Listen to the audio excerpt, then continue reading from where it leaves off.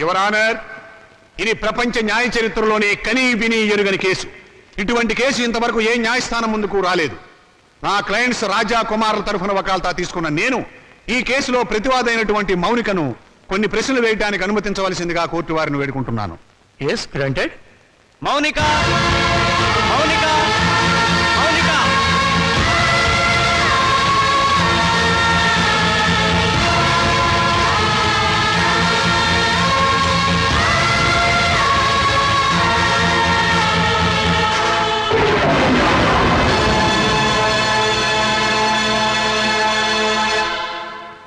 చూడమ్మా మౌనిక, కుమార్ రాజాలు నీకేమవుతారు? కీర్తిశేషులు. తెలుగు రాదా? చచ్చిపోయిన వాళ్ళు. చూశారా చూశారా, ఈ అహంకారంతోనే ఈ మౌనిక సంవత్సరం క్రితం కోర్టుకెక్కింది. హిందూ వారసత్వ చట్టం 1956 ఏపీ యాక్ట్ సెక్షన్ 13A ప్రకారంగా తండ్రి సంపాదించిన ఆస్తిలో కొడుకులతో పాటు కూతుళ్లకు కూడా వాటా ఉందని కోర్టుకెక్కి పోరాడి గెలిచింది. ప్రస్తుత విషయానికి వస్తే నా క్లయింట్స్ తండ్రి రామచంద్రయ్య గారు తన మూత్రపిండాల్ని 2 లక్షల రూపాయలకు అమ్ముకున్నాడు. ఆనాడు న్యాయం, చట్టం, వారసత్వం అంటూ పోరాడి తన ఆశక్కును గెలుచుకున్న ఈ మౌనిక తన తండ్రి మూత్రపిండాలమ్మి సంపాదించిన 2 లక్షల రూపాయలు తండ్రి ఆస్తేనని, తనతో పాటుగా తన అన్నలకు కూడా దాంట్లో వాటా పంచాలి అన్న ఇంగిత జ్ఞానం లేకుండా వాళ్ళని మోసం చేసే డబ్బు మొత్తం కాజేసింది. మూత్రపిండం ఆస్తి కాదు, శరీరంలో ఒక భాగం. అదే అదే యువర్ ఆనర్, అది శరీరంలో ఒక భాగమే అయినా అమ్మినప్పుడు డబ్బు వస్తే అది ఆస్తి కింద లెక్క. నా క్లయింట్స్ అండి రామచంద్రయ్య శరీరం ఎవరిది? నా క్లయింట్స్ తాత నాయనమ్మలది. వాళ్ళు జన్మనివ్వబట్టే కదా ఈ రామచంద్రయ్య అనే వ్యక్తి భూమి మీదకి వచ్చింది. అంటే రామచంద్రయ్య శరీరం వాళ్ళ తాతగారిది అన్నమాట. మరి తాతగారిచ్చిన ఆస్తిని పంచుకునే హక్కు ఉన్నప్పుడు ఆయన జీవం పోసిన శరీరాన్ని పంచుకుంటే తప్పేమిటి?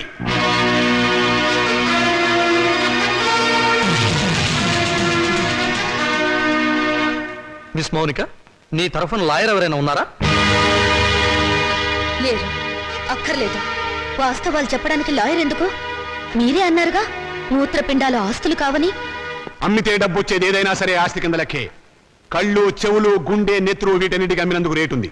ఇవన్నీ ఆస్తి కదా యువర్ ఆనర్. లాయర్ గారు మీరు కరెక్టే.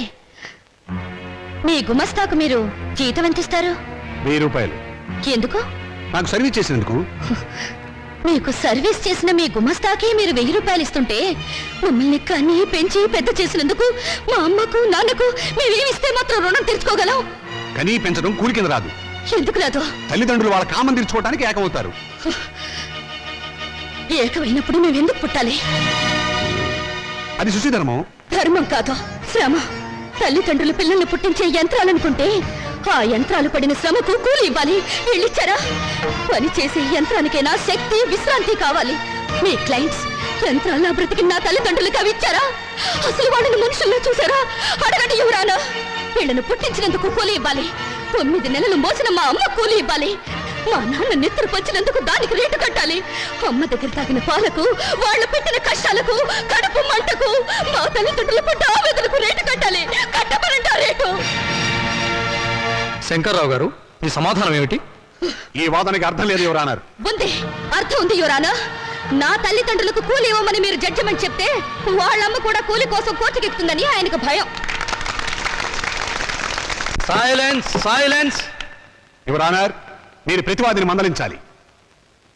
మౌనిక, మన తాతలకి షుగరు, బీపీ ఉంటే అది వంశంలో అందరికీ వస్తుంది, అవునా?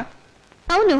మరి రోగాలను పంచుకున్నప్పుడు ఆ రోగాలకు కారణమైన అవయవాలను పంచుకోవడంలో తప్పులేదుగా? పంచుకోవచ్చు. Note this point your honour. Lawyer గారు, మా తాతగారు చాలా మంచివారు. ఎందుకు? బుద్ధిమంతుడు కాబట్టి. ఆయన్ని కొడుకులు బాగా చూసుకునేవారు. ఎందుకు? జన్మనిచ్చాడు కాబట్టి. మరి రోగాలు వంశంలో అందరికీ వచ్చినప్పుడు బుద్ధులు కూడా రోగాలతో పాటు రావాలిగా. మీ క్లయింట్స్ కి వచ్చినాయా లేదా అని అడగండి ఒకసారి. రాలేదు కాబట్టే కోర్టుకెక్కారు. ఒక చెట్టుకు కాసిన కాయలన్నీ ఒకే రకంగా ఉండవుగా. కానీ కాయలు చెట్టును చంపవుగా. మీ క్లయింట్స్ మా నాన్నగారి మూత్రపిండాలమ్మిన సొమ్ము కోసం ఈ కోర్టుకెక్కారు. కానీ కానీ మా నాన్నగారు లేరు. సంవత్సరం క్రితం చచ్చిపోయారు. పచ్చి అబద్ధం. ఆయన బతికే ఉన్నారు.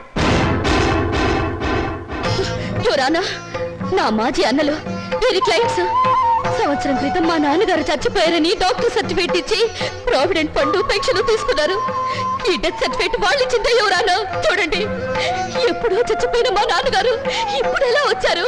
ఆయనకు మూత్రపిండాలు ఎలా ఉంటాయి చెప్పండి ఎవరానా, చెప్పండి.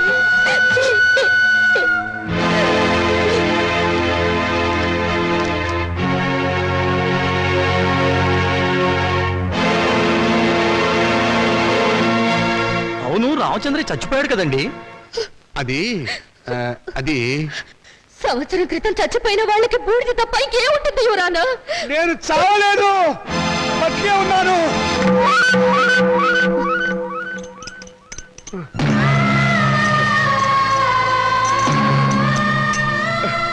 నేను చావలేదు యువరానా, బతికే ఉన్నాను. అరే, ఈయన బ్రతికే ఉన్నాడుగా. నన్ను ఆ బోన్ దగ్గర తీసుకెళ్ళు. యువరానా, మీరు లా పుస్తకాలు చదివి తీర్పు చెప్తారు, లా లేని ప్రపంచం తీరును, రక్త సంబంధం తీరును చూసి తీర్పు చెప్తారు. ఆలోచించండి. కొడుకుల పిచ్చిలో పడి కూతుర్లకు అన్యాయం చేశాననే బాధలు ఈ వెర్రి తండ్రి 2 లక్షలకు మూత్రపిండం అమ్ముకున్నాడు. ఆ సొమ్ములో వాటా కావాలని వీళ్ళు కోర్టుకెక్కారు. తల్లిదండ్రుల రక్త మాంసాలు పంచుకునేవి కావు. ప్రపంచంలో ఏ కోర్టులోనూ ఇటువంటి కేసు ఏ బిడ్డ ఏ తండ్రి మీద వేయలేదు. ఆ అదృష్టం మన రాష్ట్రానికి దక్కింది ఎటువంటి కొడుకుల దయ వల్ల. యువరానా, తండ్రి మాట కోసం రాముడు 14 ఏళ్లు అడవికి వెళ్ళాడు. తల్లిదండ్రులను పూజించి పాండురంగుడు దేవుడయ్యాడు. వీరగాథలు చెప్పి శివాజీ నెత్తురులో దేశభక్తి నింపింది అతని తల్లి జిజియాబాయ్. అటువంటి తల్లులు, తండ్రులు, బిడ్డలు పుట్టిన చరిత్ర గల దేశం మనది. ఓ చరిత్రలో పుట్టిన పురుగులు నా అన్నలు. శిబి చక్రవర్తి కర్ణుడు వాళ్ళ శరీరాలను కోసి దానం చేస్తే కన్ను వాళ్ళను కోసి పెళ్ళాలతో పలా వండించుకుని తినాలనే పుర్రెలు వీళ్ళవి. అందుకే రక్త మాంసాల కోసం కోర్టుకెక్కారు. కుక్క మాంసం తినదు, కానీ మనిషి మాంసం కోసం, కన్ను వాళ్ళ మాంసం కోసం ముందుకొచ్చారు. నాగరికతకు పట్టిన చెడ పురుగులు వీళ్ళు. ఇటువంటి వాళ్ళను క్షమించి వదలకూడదు యువరానా. చెప్పండి మీ జడ్జిమెంట్. దేశ జనాభా పెరగకుండా ఆపరేషన్లు చేయించడం కాదు, ఇటువంటి మాతృహంతకులు పితృహంతకులు దేశంలో పెరగకుండా కొత్త ఆపరేషన్లు కనిపెట్టమని సైంటిస్టులకు చెప్పండి యువరానా, చెప్పండి.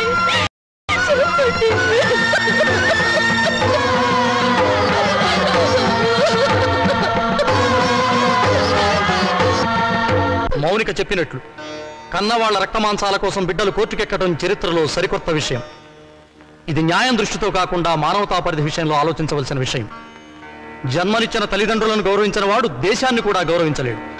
ఈరోజు కన్న తల్లిదండ్రులను రేపు దేశాన్ని కూడా అమ్ముకుంటాడు. మౌనిక వాదనతో మేము ఏకీభవిస్తున్నాం.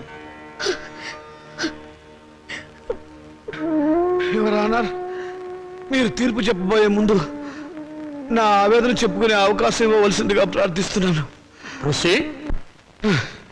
ఈ శరీరం నాతోనే పుట్టింది, నాతోనే పెరిగింది, రేపు నాతోనే మట్టిలో కలిసిపోతుంది. దీని మీద హక్కు ఎవరిది? నన్ను కన్నవాళ్ళదా లేక నేను కన్నవాళ్ళదా? మీరు ఆవేశపడకండి. ఉండమ్మా, నన్ను చెప్పని. చివరిసారిగా నేను చెప్పుకోవాల్సినంత చెప్పుకొని నా శరీరంలో ఉన్న అవయవాల మీద హక్కు నాకే లేకపోతే ఇక ఈ ప్రపంచంలో స్వేచ్ఛగా అర్థం ఏమిటి ఎవరు అన్నారు? హక్కు తల్లిదండ్రులకు లేకపోతే వాళ్ళు బతుకుండగానే వాళ్ళ కళ్ళు పీకి చర్మం ఒలిచి గుండె మూత్రపిండాలను షోకేసులో పెట్టి అమ్ముకునే దౌర్భాగ్యం సంతానం తయారవుతుంది ఎవరు అన్నారు? ఆ ప్రమాదం నుంచి సమాజాన్ని కాపాడండి, రక్త మోసాల విలువల్ని రక్షించండి, కన్నబిడ్డలే కసావాళ్ళు కాకుండా చూడండి ఎవరు అన్నారు? చూడండి.